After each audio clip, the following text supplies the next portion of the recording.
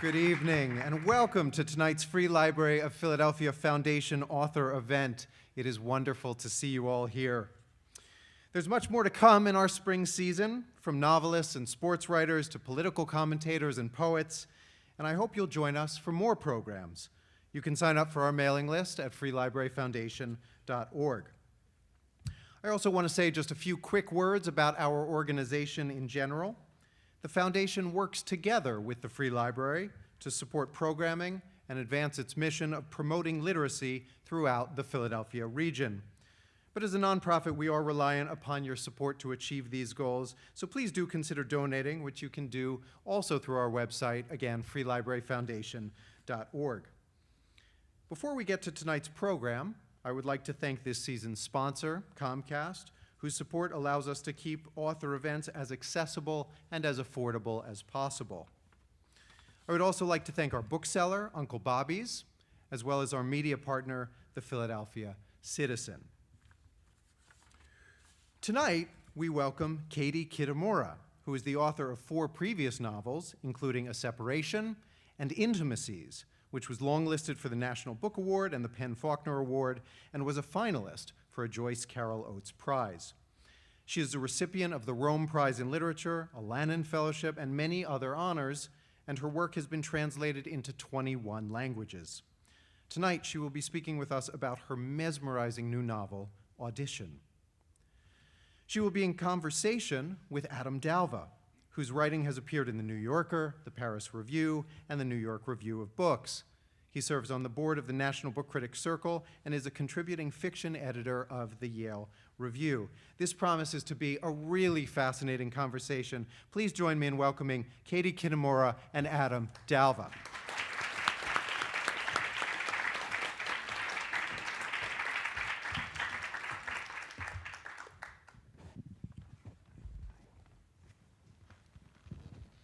Hello.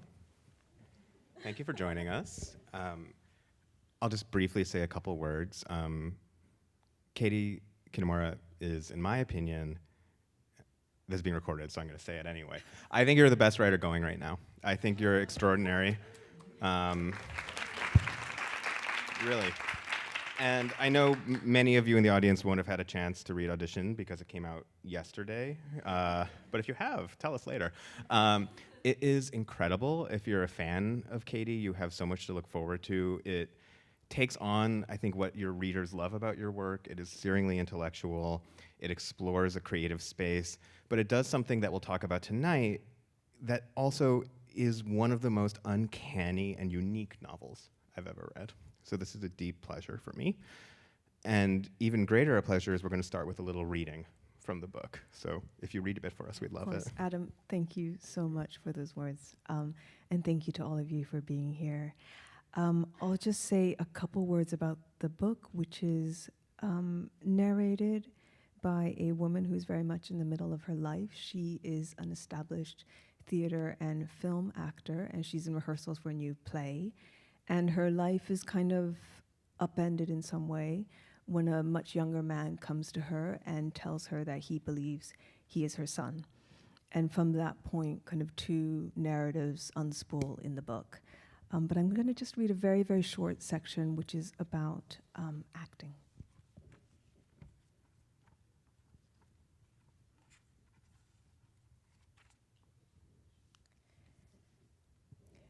We were 3 weeks into rehearsal, and I'd had an unusually long time to prepare, and yet I still felt myself too much to be playing a part.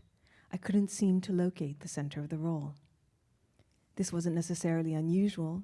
In the past, there have been plenty of parts that had continued to elude me, even as the work as a whole improved, whether through my own failing, or failing in the writing, or the direction, or something else altogether. The alchemy was particular, and the truth was that there were many occasions when it went awry, or did not cohere. I had come to see it as something of a crapshoot. You never knew this would be the one, when everything would come together, or if it would fall by the wayside, another disposable performance, the detritus of a soon-to-be-forgotten artistic endeavor. But in the case of this part, this production, I had every reason to hope for the best. Not only was I working with Anne, but the play had been written by a playwright I had long admired. She was a young writer, exceptionally brilliant. I'd seen an early production of hers at a small theater downtown that seated no more than 80 people. The theater was half empty the night I went, but even in a half-empty theater with a cast of unknowns, I knew that she was an extraordinary talent. Tension grew out of every scene, scenes in which nothing took place, and people said very little, and yet the pressure grew and grew, so that by the end of the play, I realized I had been in a sickening state of unease for some time, and when I emerged from the theater, I was simultaneously invigorated and physically exhausted, every nerve in my body still standing on end. Of course, I immediately called my agent and asked her to arrange a meeting, and not too long after that, I spoke to Anne, who had also seen the young playwright's work and been similarly impressed. However, everyone had been by then, so it was by no means assured that we would have the opportunity to work with her, much less that she would make a new piece with us. But as it turned out, after nearly 2 years of expressions of intent and little more, she suddenly called me and said she had something. When she sent me the play, I knew from the first page that this was a part for me, the one that came along only very rarely, and that if I was patient and careful, it could form the basis of the best work I had ever done. But then, after the first table read, and after the early rehearsals and the later rehearsals, and even as Anne and the playwright herself extolled the virtues of my interpretation, even as the pieces began to fall into place and the shape of the performances began to emerge, and even as I began to see in the not-too-distant future the point at which the emergence would cease and the structure of the work begin to ossify, so that although some movement would remain possible, its essential parameters would be set, even then, I had the sense that I was still too much clinging to the shore. The part, the world of it, continued to elude me, and I knew that the window of opportunity was closing, that I had to make some shift within myself, or the role would slip away.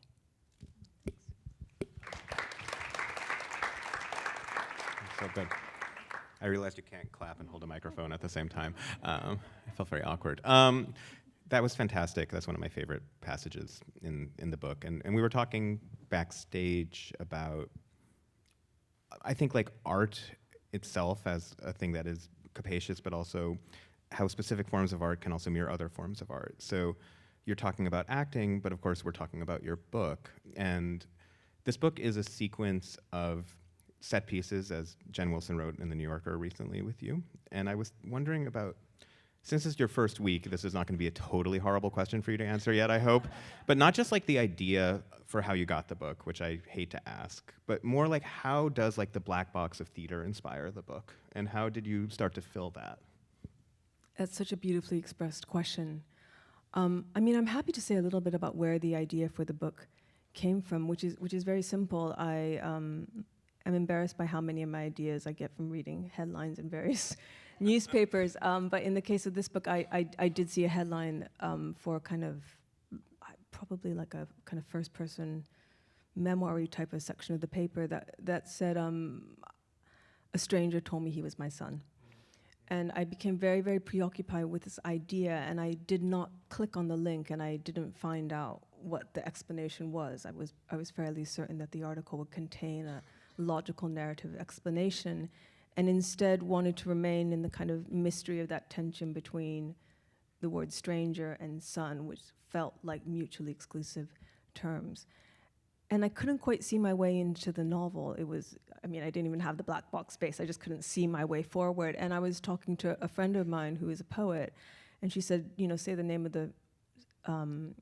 say the headline again. And I repeated it, and she said, oh, that's just what being a parent is. Every time my son comes home from college, it's like a stranger has walked into the room. And I was like, oh, that's what I want to write about, which is about how there are so many universal experiences of love and intimacy in the most central relationships in our lives that nonetheless have these fundamentally incommensurate aspects to them. In terms of writing about theater, I think there are kind of two elements to your question. One is a question of writing about theater and what it means to write an art form into a novel, which is very much like the dancing architect. Is it dancing architecture, or is it? Does anybody remember what the quote is? Or like, do you know what? You may be making it up. Okay.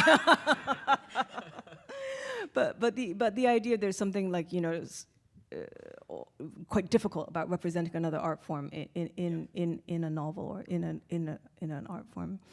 And so I knew that I didn't want to have too many theater scenes, but the idea of performance and the idea of the spaces of a theater would be integral to the novel itself.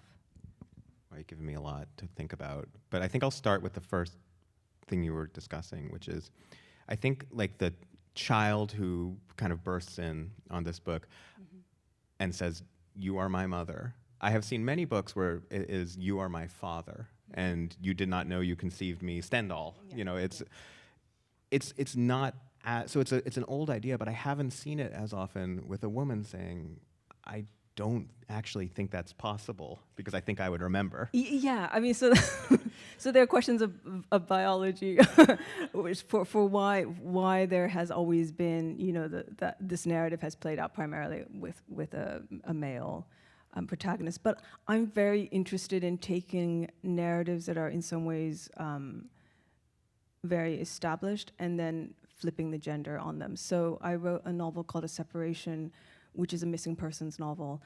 Often there is a kind of trope of the missing person being a woman. Often so many films, novels, TV series, they kind of open or end with the body of a dead woman. And I actually wanted to do the exact inverse. So the person who would be looking would be a female character, and the character who is missing and would eventually, sorry to spoil the plot, but would eventually be found dead would be a male character. And so it's something very similar here, where the question of what we would usually call patrimony is attached to female character, and this question of how her identity shifts or doesn't shift when she's confronted with this question was an interesting one to play with. Of course, that kind of leads directly to the structure of the novel, because I think if it was a male character, the possibility that this claim is correct could remain live, but I think with this character, it's a definitive no in the first half of the novel. So I was trying to find a way to play around with that schism. And so I think at this point we should discuss the structure of the novel without spoiling it. This is, if you haven't read this yet, you're going to understand that I have an actual challenge here as a moderator, which is this book has a crazy turn in it that I have never seen a book do, and I don't want to tell you about it, but I will have no fun if I don't sort of obliquely talk about it. And I think you've given me an opening here. So perhaps we can say that the book has two halves, that the second half does not necessarily follow on the first half linearly, but instead is in exchange with the first half, and that at the middle of the book, there's sort of a pivot in perception. Is that like a non-spoilery way of talking about it? How did you get that idea? And then I have more questions. Yeah, okay. Thanks so much for saying that. It was it felt like a big risk when I decided to go that route. How can I talk? Well, I guess I'll say two things. One is about plot. I think I often see myself categorized in that cohort of, I would say, often female writers who are described as writing plotless novels. Meanwhile, your books have like insane Intimacies has an insane plot.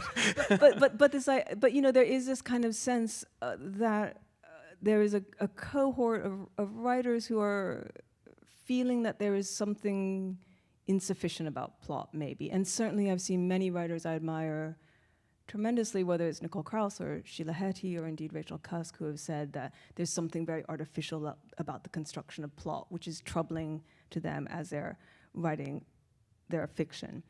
And I think a lot of the interest in autofiction comes from this sense that there's something sharp-worn about plot, and it's this sort of, are we still doing this all these years later? And I love plot, partially because I'm married to a man who's incredibly good at plot. My husband's a writer, and he does plot brilliantly. So I have a lot of respect for it. But I was also interested to see if in this novel I could use structure to execute some of the things that we traditionally associate with plot. So that would be, for example, momentum or tension, narrative tension that would keep a reader with the book through to the end. And then also, the most interesting challenge to me was to try to create something that felt like a plot twist in the middle of the book, so that a moment when everything you think you know is altered. but to do that through structure rather than event. So that was the kind of ambition that I had when I was working on the book. But I mean, I'll just tell you the truth because you're a friend, which is that I started out writing the novel as a very straightforward, realist, psychological novel, very much in the mode of what I've written before. So you have this trio of characters. It's a narrator, her partner, and this young man. And I imagined writing a novel where the three characters would enter into a kind of fantasy role play, and they would enact the fantasy that the son was, in fact, their child. And at a certain point, about a third of the way through my first draft, I just had this sinking feeling that I knew how to do that. And I felt that as kind of implausible as certain elements of that plot might be, I felt fairly confident that I could execute it, which meant that there would be no risk in the project and no risk in the writing of it. And to me, I can really smell when a writer is not taking a risk, and their investment in the book somehow becomes different. Their stakes in the writing are altered. And so I thought, actually, I'm going to do something different, and I'm going to try to make a leap. And so I tried to structure the book so that it has these two opposing sides. You could read it in multiple ways. You could read either the first half as being true and the second half as being fantasy, or vice versa. You could read them in a slightly circular way. You could read elements of their various plays at work in the novel. The structure of the novel mirrors the structure of the play in the book. So that was kind of how I was thinking about structure. But I think the really important thing, the most important thing in the writing of it was the feeling of taking a big jump and not knowing if I would fail. And the thing I kept saying to myself is, if it doesn't work, I know how to do it the other way. Interesting. Did you see, there's a meme, I don't know if anyone's seen it, which is like all the bros are just arguing about what happened to the Katie Kitamura book. And I have called some bros, and we have been like, what is actually going on? There's a pleasure in this. So I guess a little behind the scenes cause, we drove up down here together, and the only thing we actually talked about that I did want to talk about here is this idea of like the middle of a book being the hinge. There are so many studies of how to begin books. I think we both teach writing. I think we talk a lot with our students about beginnings and endings. There are some studies of how chapters work in books, like Nicholas Dames's book, The Chapter, which I love. I haven't really like critically thought about what the middle of a book is until I read this book. And the middle of a book for me is a point where I'm committed, like I'm probably gonna finish it. It's a point where I think I have my sea legs, where I feel like the kind of traditional, at least in like American, British writing, like trajectory of the book is there, and you actually set me up for a trajectory. And at that moment, you completely disorient me in a way that I loved. And I wondered, like, the middle as a point for you to consider your book in. I mean, it's so interesting. And actually, I want to ask you a question. Don't let me forget, because I feel like you'll know the answer, but I can't figure it out, which has to do with the fact that there are a lot of films that are structured this way and very few novels. And I wonder why that might be. And I'm curious to think about that with you. I mean, I'm interested in the middle of the book for precisely the reason you just said, which is that the reader is comfortable, the reader is hopefully invested in the book, in finishing the book. And so that felt to me actually the moment when you could take a risk. So I think if I did what I'd done after the first chapter, I think people would be like, well, goodbye. And so it was the ending, we'd feel cheated. And if it's the ending, it's frustrating. Yeah, that's right. So that is one reason for it. And I've always been very, very drawn to this bifurcated structure. It's something I actually tried to do with my very first book. I tried to do a radical point of view shift in the middle of it, and my editor was like, please don't do that. So I think some part of me has wanted to do this for a really long time. I mean, in A Separation, the body of the husband is discovered right literally in the exact middle of the book. And in here, it's really kind of almost down to the word count. So I'm very interested in how you renegotiate the middle of the book, because then there is a terrain that can be challenged and changed. You spend a lot of time as a writer establishing the terrain, setting the rules of engagement, and I think once you've done that, then you have the kind of license, hopefully, to change it. The other thing that I found myself thinking about a lot was that this is a book, this is not selling but I'll say it anyway. This is a book about middle age, very much, I think. And I had a very interesting experience with my last book, which is called Intimacies, which has a central character who is in fact in her late 30s. I think it's quite explicitly said. At some point she says that she is not a young woman. But a lot of the response to it, including the kind of critical response, referred to her as a young woman. And they would say a young woman travels to The Hague to start a new life. And I thought, oh, that's interesting, that the idea of starting a new life and the idea of discovery is still very much in our culture associated with the young. And so in this novel, there are kind of two stories of coming of age artistically. One is very deliberately a very young man who has this kind of grasping, classically male art trajectory, right? He's kind of an art monster in fact, but he's hungry, he's rapacious, he's determined to succeed, and he does. And by the end of the novel, he has found a voice and he's found a way to be an artist. And countered against that is a woman who's in the middle of her life, the middle of her career, and the narratives of discovery and regeneration are less clear. And so I'm interested in that middle space because it seems to me as a novelist, in some ways that's the most interesting because there's less pre-established material there. It's interesting, there's now a big shift with, particularly I would say with Miranda July's novel and with Dana Spiota's novel, Wayward. There is this new interest in the middle of women's lives in particular, but that's astonishingly recent when you think about it. And the idea of like someone discovering the highest form of their art. Yes. At actually the point when, for many writers, their crescendos come in their 50s and 60s, and yet the books about writers, they're often having in their 20s these moments. I wanted to ask another kind of function of this structure, and this is maybe a dual question about memory. There's two big questions of memory in this book. One is that the characters have memories, which you spend a lot of time sort of establishing, and then their memories are challenged, both before and after the turn. And then the other thing is that readers have memories.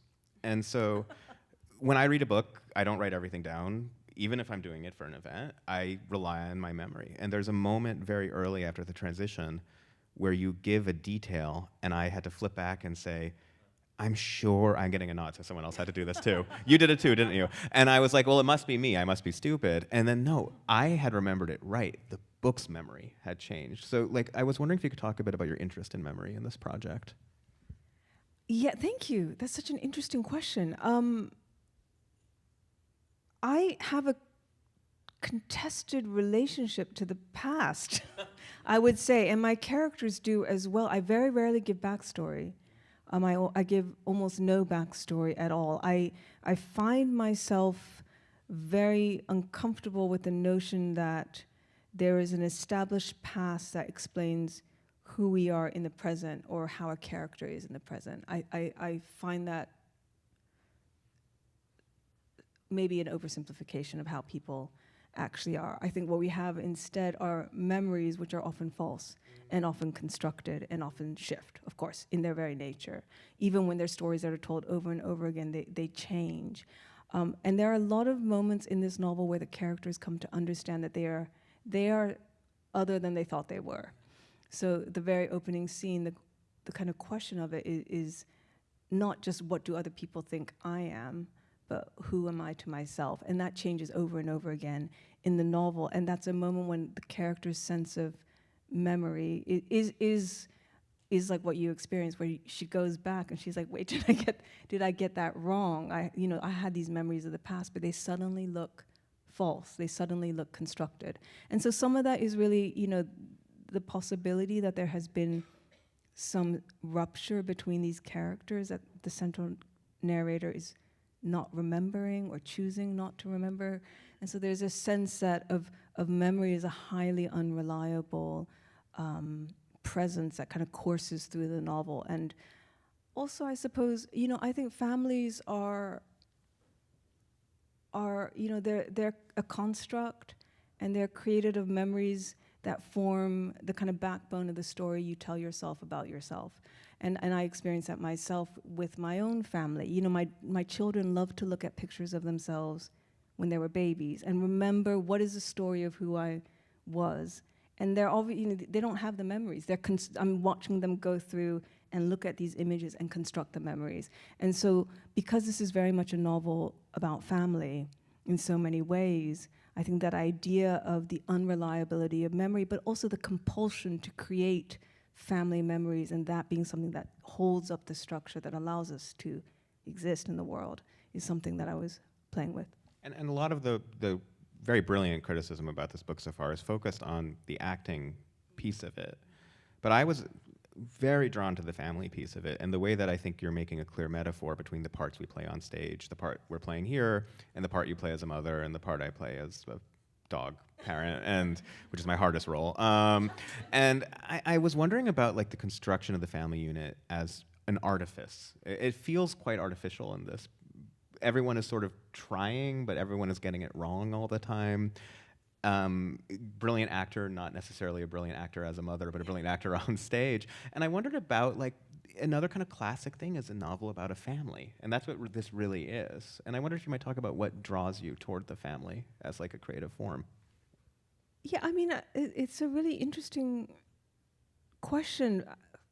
Family is one of those things. In fact, I was talking to somebody earlier, and she said, at some point in the book, the character says something like, "What is family except a shared delusion, or a mutual, or an agreed upon delusion, or something like this?" And the woman said, "That's just not true," and I had to disagree, even though obviously not everything that the character says is what I believe in, but I do think that it's understood that when you enter into a relationship that you are entering into all kinds of unspoken contracts, and you choose with your partner to create a narrative and to live by that narrative. I think the same is also the same. It's also the case with family. Just because, whether they're biological or not, you are all playing a part. And I felt that so powerfully when I myself had children. I understood the degree to which the only way I was able to function as a mother was by performing what I understood motherhood to be. And particularly now, there's a lot of, I would say, policing of how women are meant to be in relation to their children. And in a perverse way, I was fascinated by observing myself do that. And so then I started really thinking about, how does that sit in relation? How do my children experience that?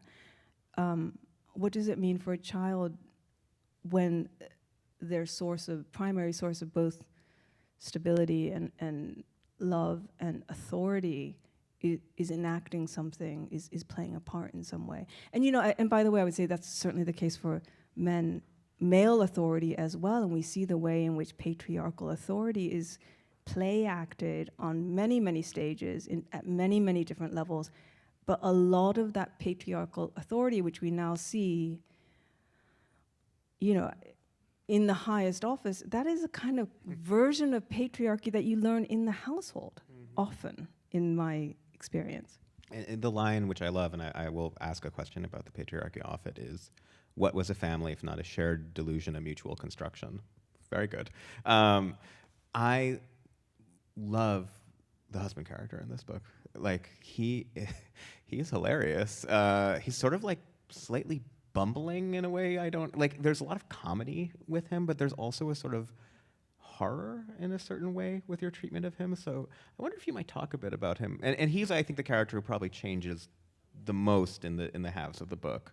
Yeah, he's a character who has the clearest arc through across the totality of the novel, across the two halves of the novel. I've written 3 novels with female narrators, and in 2 of them I've kind of written the male characters off, I would say within like a chapter or so.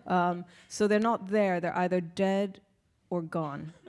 And I don't know why. My husband would like to know as well. But I thought I would like to try to write about a marriage that is, like, my hope is that when you read the book, that at no point do you think, oh, maybe they're gonna get divorced.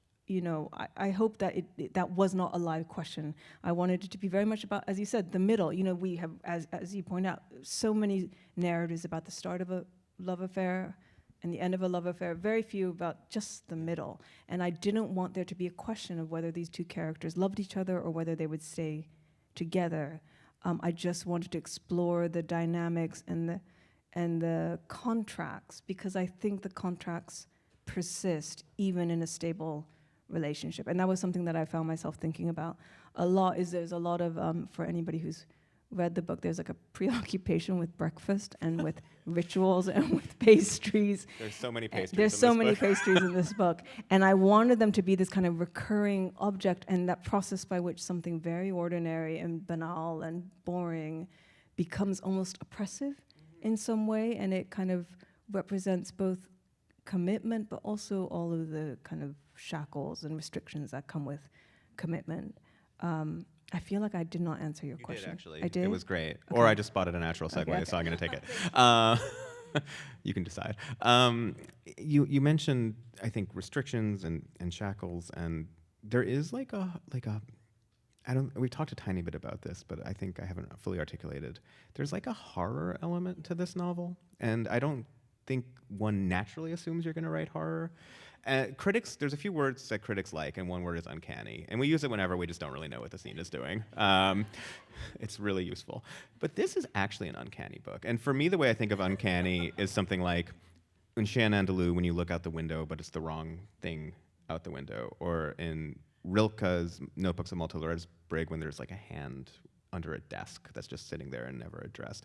It's that moment of like looking and seeing the wrong thing, or remembering the wrong thing, or a character behaving completely out of character. And so I wonder if you might talk about the horror element in this. Yeah, it is. It's, to me, a horror. Well, so I'm interested in genre. I grew up reading a lot of genre books. In fact, before we started, the lovely people here asked us what our favorite books were as children, and I said Harriet the Spy because it seemed like the classiest version of it. But really, I was just reading kind of a lot of genre series. I also have been second guessing what I said for that 30-second video the entire time I've been up here. But I grew up reading mystery paperbacks, kind of like 50 in a series. You just sit and you read one and put it down and read the next one. And that was really what fed my addiction to reading. And so I think that is really in my DNA as a writer in some way. So I wrote in a Separation is like a murder mystery in some ways. Intimacies is a little bit like a courtroom drama, though not really. And this novel was to me, I thought it was going to be my horror novel. And specifically the book that I was thinking of was Rosemary's Baby by Ira Levin. To write a novel about misrecognition, I mean, to me, that novel is in so many ways about postpartum depression. But it's also about being contained inside a space. It's also about a kind of male figure who is kind of lurking around the kind of perimeter of the story. So I was interested in horror. I can't actually watch horror movies, which is maybe a blessing because I couldn't fall too easily into the tropes because I've just never seen them. And I also hate horror movies. This is one of the many reasons we're friends. But I think one thing, when I think about genre, is that like horror movies and horror literature work for completely different reasons. And it's really interesting you say that, because I was thinking about that, and the book that I directly cribbed from is The Haunting of Hill House. So I don't know if people here have read that novel by Shirley Jackson. There's this wonderful moment when the true moment of horror is when she looks out the window. If I'm misrepresenting this or misremembering, somebody correct me. But she looks out the window and she sees a part of the house she shouldn't be able to see. Good. Is that right? That's right. And so the idea that the actual spatial orientation, the actual architecture has shifted is something that happens again and again in this book, I think, in smaller or bigger ways. But just the idea that space is no longer working the way you think it should. So it's nothing like, in Haunting of Hill House, it's really nothing like somebody jumping out of somewhere. It's something much more disorienting and queasy making. And you're right, I think that's something that works especially well in books. And I was also thinking as you were speaking that we haven't really talked about your interest in theater, but theater you just kind of accept in theater that there's nothing actually scarier than like a house turning into like a street scene and then everyone's starting to sing. But when we're at the opera, we're just like, okay, like that's fine. So there's a certain way that the theater allows for these forms. Yeah, I mean, you started off by asking about black boxes, and I'm really interested in those spaces. In the case of this book, I would say the space of the theater. In Intimacies, I thought of it as a space of the courtroom, for sure. I wrote a novel, as unlikely as it sounds, about mixed martial arts. So it was kind of set in, you know, a ring, a sports ring. I'm really interested in spaces that are artificial, that have clear boundaries, that have rules, regulations, you know, narratives that we follow. Completely a construct. And yet in the middle of that, and even perhaps because of that, there is something absolutely real that you touch upon. And that's the case in sports, that's the case in theater, that's the case in a court of law as well. You know, these are the most vital, immediate things, and yet they're couched in so much artifice and performance. And so that contradiction, that idea that through artifice you can nonetheless briefly touch upon something real is of course also how a book works when it works. And another form of rules and artifice in any book is like the literal technology of the sentences and of you're a writer, and I feel like in all your books you give yourself a restriction or two. I don't know if that's like, I'm sure it's conscious. Like you have, in this book, the commas are just wild. I mean, you are going wild on your commas in this book. You know you are. I'm happy. I'm so glad. And the dialogue is floating, and it's almost like a comic piece for me, where like you obstinately refuse to describe characters' appearances or race and give them all names, and then you say all the races the names could belong to, and then just keep kind of moving. So like, why all those restraints? Like, is this something that came naturally? Is it? I mean, I loved the technology of the book, but I'm wondering how you come to it. Well, so the kind of underlying premise of the book is that, well, not underlying, the kind of underlying structure of the book, and I hesitate to say this a little bit because I think there's, you know, when I think about the tone of the book and the way I would hope, or I don't want to have hopes for how people experience the work because that seems too controlling. But you know, I think of it, you know, David Lynch was a really big reference for this novel, and the way, if people have seen Lost Highway, the two worlds of that film kind of like touch upon each other. I didn't want to write anything where the logic was literal, clear-cut, the key to be discovered at all. Like nobody looks at a Lynch film, well, I don't know. I don't think people look at Lynch films and think, what does it really mean? And so I'm hoping to come close enough to that kind of dream state that people accept the logic of the novel as is. But at the same time, I did want to create something that had quite a tight structure, and part of that is the idea that that either half could be true, and that the book would work like in both ways, so that there could be movement back and forth.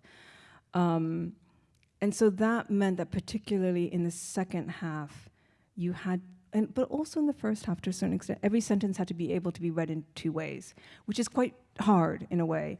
And if you give a lot of detail, that becomes harder. And so then the task became to write something that felt concrete enough that people could follow or have a sense of the world and the characters, but that was open enough or transparent enough so that there could be movement back and forth, and so that it could contain dual possibilities in each sentence. That was, I think, the constraint of the book. Yeah. The comma splices are my thing. They're so great.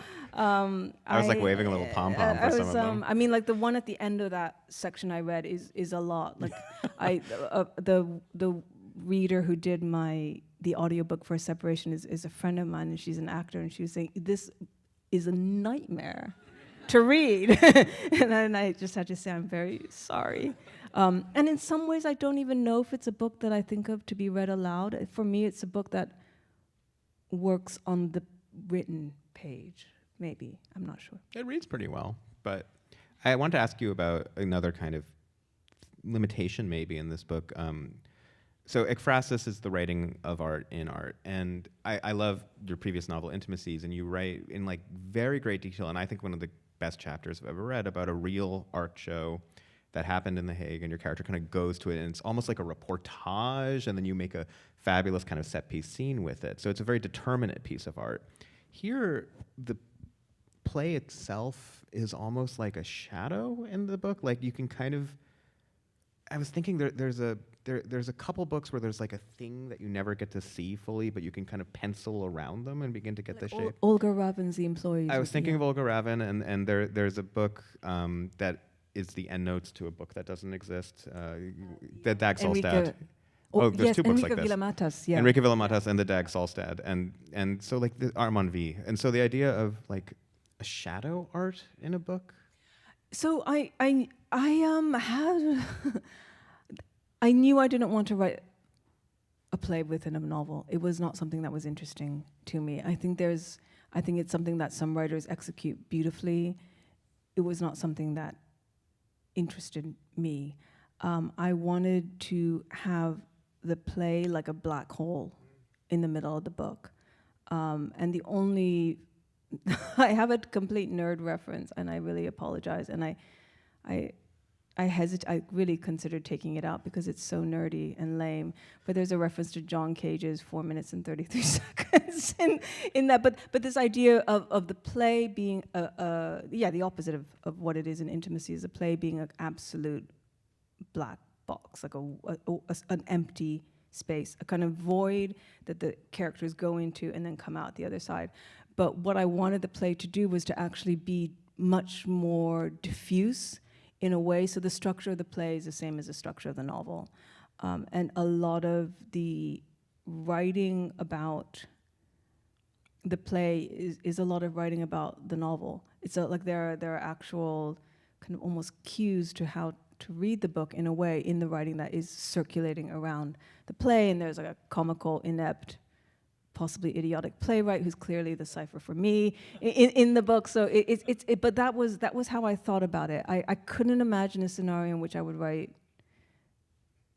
like break off and write lines. I couldn't even really imagine writing extended theater scenes, because in a way I was much more interested in the sense of performance that moves off stage rather than the performance that is on stage. You know, a big reference point for this novel, which is probably very obvious, is since you're going to Bergman's, Adam's doing this. Wait, can I say that? I think so. Okay, Adam's going to do this incredible residency at Ingmar Bergman's house this summer, and one of the references for this book is Persona, and Persona opens with one scene, and the actress can no longer speak, and then you see her on stage again, and that's what I thought I thought I would give myself one scene where she was on stage, and it comes at the very end of the book. So I think this is our moment to go on stage to off stage ourselves, and we are going to pivot to audience questions. Don't be shy. There's maybe a couple forming. So there's mics here, and I've been instructed to tell you this. You might think we can hear you and you can stand up and ask a question as the mic is passed to you. That is verboten. You wait for the mic, and then you ask the question into the mic. All right. We're both teachers. We can wait forever. Hello. I'm right here. Hi. Hi. Thank you so much for being here. So earlier today, I was kind of rereading Intimacies, which is one of my favorite books. I often use interpretation in my job, so it was something really interesting to read about. And in the book, it seems like there's a lot of connections between the themes in Intimacy and this book as well, in terms of performance between, two people, tension. So I guess I have a two-part question. One is, how much was this book in conversation with Intimacies? And then I guess the second part is, how much do these themes of performance and tension and intimacy in general kind of inform your relationship as a writer to your work? Oh, gosh, that's a great question. I mean, for me, the last three books I've written are very much of a piece with each other in some ways. They're very much in dialogue. They all feature female characters who are speaking the words of other people. They're often female characters who are surrounded by male writers. In fact, certainly in this book and also in A Separation. And they're all novels that are interested in the question of performance and how performance enacts and allows a kind of certain way of coming into being. It's not simply a gap between artifice and the true thing, the authentic self. It's that performance is a kind of route between those two things. So in A Separation, the central character is separated from her husband when he goes missing and eventually dies, and then for the remainder of the novel she play acts that she is a grieving widow when in fact she is not. And that alters the terms of her own understanding of her grief and her relationship to her ex-husband. So those ideas of performance, language, the idea of channels for language are really formally interesting to me. In terms of how it affects my own work, I would say that and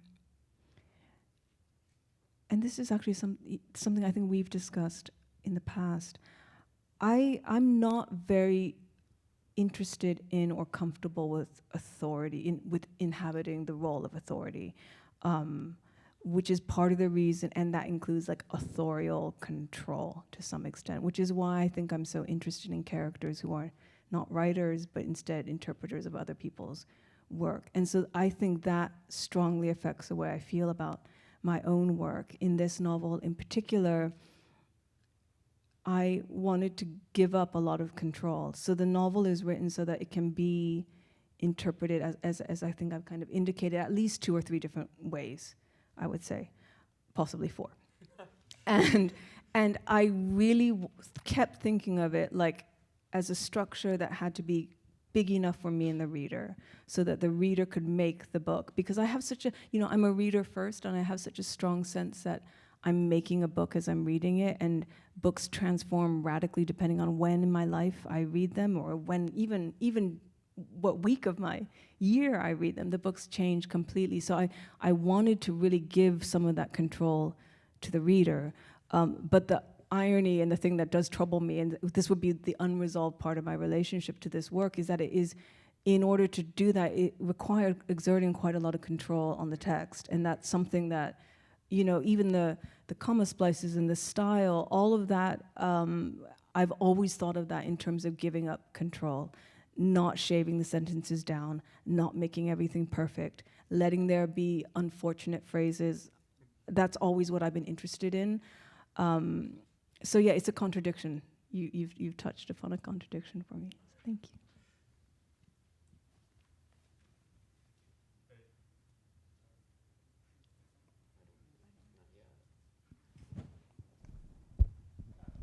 Great, thanks. Love this. Can't wait to read the book. Very, very stoked. The first passage that you read was really interesting. There was a thing towards the beginning where you talked about the narrator who thought the play was just going to be, something she saw, then it disappeared, sort of like this ephemeral, just another play that disappears into like thousands of plays.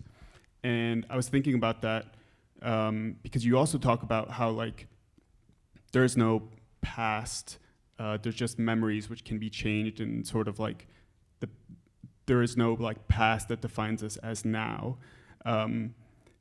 But then you also are a writer, which is arguably like one of the best ways to sort of have a past thing set in stone or like set in print. And I'm curious if you've ever wanted, and also like one of the people that you're talking about in this book is like a stage actor who is sort of inherently doing something that is ephemeral. And so I'm wondering if you've ever like wanted to dabble in things that are like ephemeral as art, or if there's like a jealousy of things that are like, ephemeral, so that you don't have to like,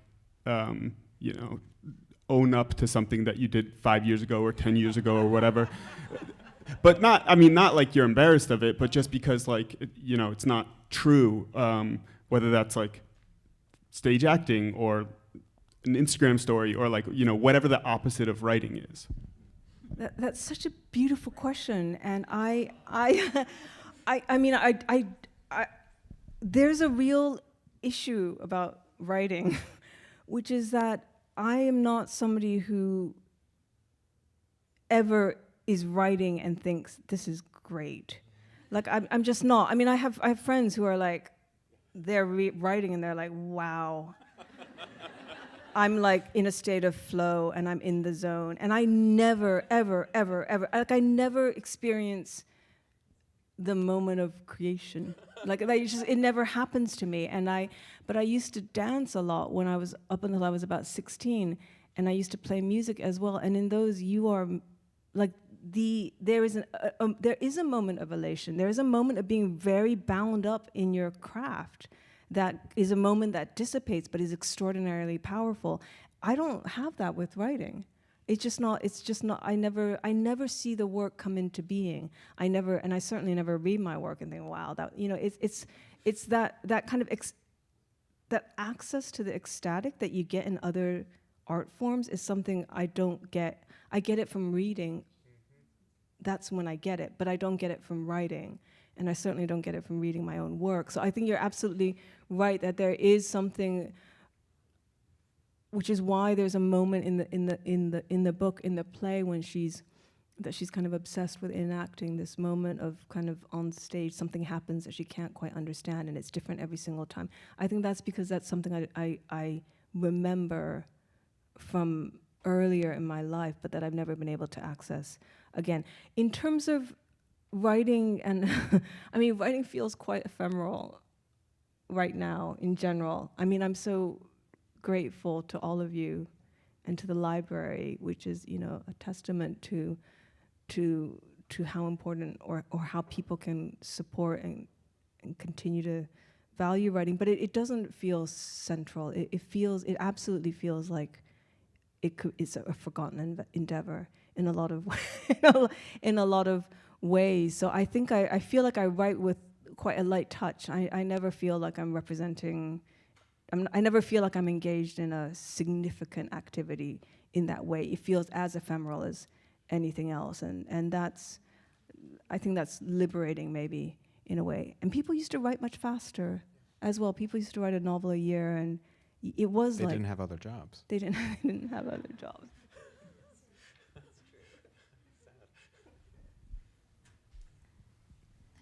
Thank you. Hi. I'm not sure this question is gonna make sense, but okay. So I haven't read this book yet. Really looking forward to it. But Intimacies was one of my favorite books. I've never read a book like that, and I read a lot of books.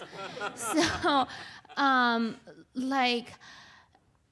totally agree with what you said before. Like, it's insane to say that's a plotless book. It's a very, very unlikely things, right? A very unlikely person, experiencing very unlikely things. That doesn't happen to any of us.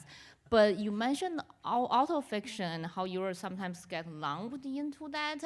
And that's very interesting to me, because that was one of the feelings that I got when I was reading it. That was a novel that feels the most like an autofiction to me, and I couldn't put my finger to it. I don't know why. Like, is there something you specifically did? Like, was that intentional? Was something you played with time, or is it because the characters are trying to, in real time, figuring out how they feel about something, so there's not a conclusive, or is it you're depositing the reader at a certain distance with the characters? That, was it time? Were you playing with time? Like, does time pass differently there? Like, anyway, my question is that is that something you intentionally did to create a novel that reads like all autofiction, and like, how did you do it? God, I love these questions. That question made perfect sense. I love these questions. I mean, I think I've never thought about it, but I think you're completely right. Because, there would be a way to tell the exact story of that novel in a way that would not read at all like autofiction, that would read as tightly plotted, and I think it has entirely to do with pacing. And what I did what I tried to do in writing that book was allow myself the liberty to let my attention wander and to sit on what it wanted to sit on, rather than servicing the requirements of plot and narrative. This sounds like a hate plot, but I don't have a problem with plot. But I thought I would let it unfold according to my attention instead. And I think that is probably why it feels like autofiction, because I think with autofiction, the only imperative is the attention of what the writer is looking at. So there's not, there's like big plot things that happen off stage. There are big plot points that are only partially resolved. Part of that is because that is very much my sense of moving through the world. At some point in that novel, I think the central character is a simultaneous interpreter at a war crimes tribunal, and she suffers from the problem of over proximity. She's too close to the narrative, and she can't perceive it in the way that we do in the neatly digested forms of a newspaper article, for example. And so that kind of over proximity, I think, is achieved from slowing time down. But yeah, it's really, and I've been thinking a lot about time. I've been reading a lot of the Japanese writer Yuko Tsushima, who wrote a beautiful novel called Territory of Light, which is very much a novel about time. It's written over the course of 1 year. She wrote it in serialized form, writing a chapter every month. She's very interested in time. She knows how to make the reader feel time, but later in her career, she took on a much more maximalist, experimental approach to time, and it's very much a flexible form. It's like a flexible material for her. And so I've been really interested lately in thinking about how you manipulate time, because I think Parul Sehgal wrote this, but time is the writer's medium. That's the medium of the novelist. That's the thing. That's the one lever you can pull to control how a reader moves through a text, is how they experience time. So thank you for that question. We have time for one more. This has to be our last one. Thank you. First, I want to say I work in book publishing, and It's not ephemeral, I take it back. no judgment. Your team at Riverhead actually gifted me Intimacies, and I've been a fan of yours ever since. I'm just so awed and inspired by your work, so thank you so much for coming to Philly. My role in book publishing is around building growth audiences, and you talked earlier about sort of giving over your authority to your reader. So I wanted to know, who do you imagine is your reader? And now, book after book, how do you think about growing your audience? Oh, that's interesting. So I have friends who have very much a reader in mind when they write, and I don't. I never have. I don't, I have 2 young kids. I have a partner. I don't have much privacy in my life. And the one place where I have privacy is when I write. So when I write, I don't think about any of that, and I really am writing for myself. And then there's a moment of kind of conversion where you enter the editing phase and you become the reader of your own work, and then you're very acutely aware of who might be reading your work. But it's always been quite important to me, in order to write, to feel that maybe nobody will read the book. I'm surprised that anybody reads my work. So I don't know. The one thing I do know is that I could never build an audience in the sense of delivering the same thing over and over again. I think I'm too restless of a writer. So even though this book is tonally very, very similar to my other work, and the voice is the same, and in some ways the concerns are the same, in a lot of ways it's quite different. And I think I do think writers, you're like a shark, and if you don't keep moving, you really die in the water. And so I think I trust my readers, and I respect them so much, and I just hope that they'll come with me. We will. On this. Thank you. Thank you, Adam. What a great note on which to end. Thank you all so much for coming. This concludes our program for the evening. Copies of the book were for sale upstairs in the lobby, but I've actually heard that they sold out, which is an amazing testament to the quality of Katie's writing. Katie, for those of you who are lucky enough to get a copy, Katie has kindly agreed to sign them. So we will do that upstairs in the lobby. But before we adjourn, can we have one more round of applause for these two terrific speakers?